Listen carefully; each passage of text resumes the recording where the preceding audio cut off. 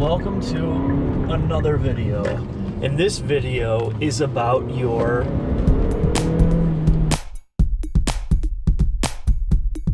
the car or cars that you could realistically buy. This is not about your dream car, because as we all know, I can dream to win the lottery as well, and chances of that happening are next to nothing. So what is the car or cars that you could actually obtain, afford, and actually afford to own, not just buy it, but to be able to afford your rent or your mortgage and your other responsibilities, and own and enjoy it and be able to afford to fix it?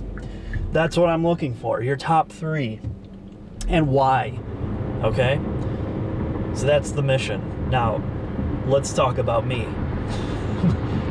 I would talk about Turbowski, but I already know that he is a Chrysler Sebring convertible collector, so he's already got his dream fleet.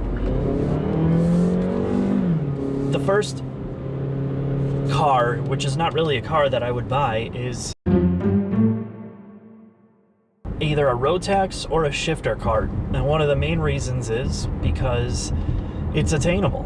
And I would probably buy one used from somebody that had it for like a year, pissed away all the money on data loggers, extra sets of tires, all that, and go out there and just wheel-to-wheel race. And that's one of the biggest things, is that you can buy one for around $8,000, $6,000 to $8,000 for a good one, and actually compete.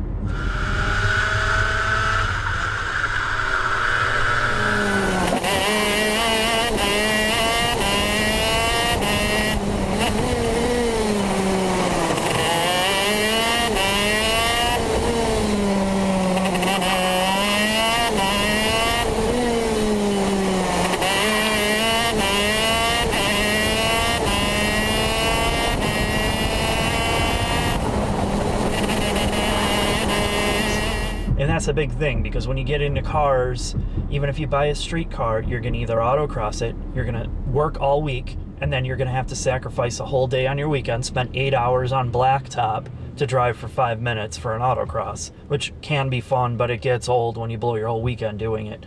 Or track days, which can be more expensive. Again, a huge time sink, and you're just out there really running by yourself. Typically don't have a timed lapse. It kind of gets old. I like to compete wheel to wheel, and that's the easiest way to do it, is with karts. So that's the first one. The second one would be,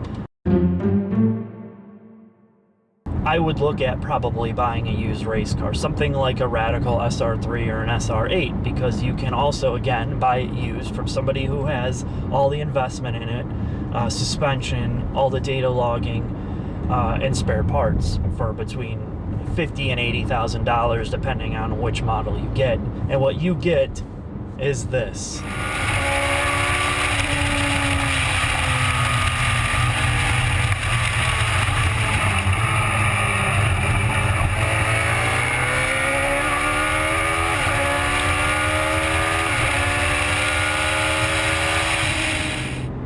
And that's the thing with when you try to turn a street car into a race car, there's too many compromises. People will say, well, I want a McLaren, I want a Ferrari, I want a Pagani. It's just, these are still street cars. They have to be compromised to ride on roads. So when you go on the track, yeah, they're fast, yeah, they're fun, but they are still not track race cars.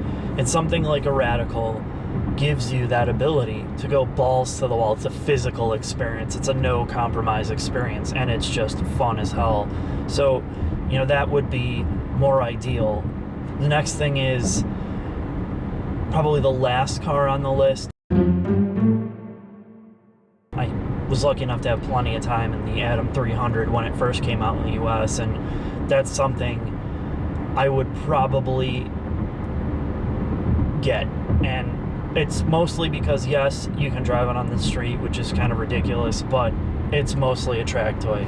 It's not a hyper-focused track car like, a Radical, because there's compromises in terms of overall aerodynamics and all the other stuff, but it's a really edgy car that you have to be quick to drive and very fast reaction times to drive. Again, it's just a fun, balls-to-the-wall car with very little compromises.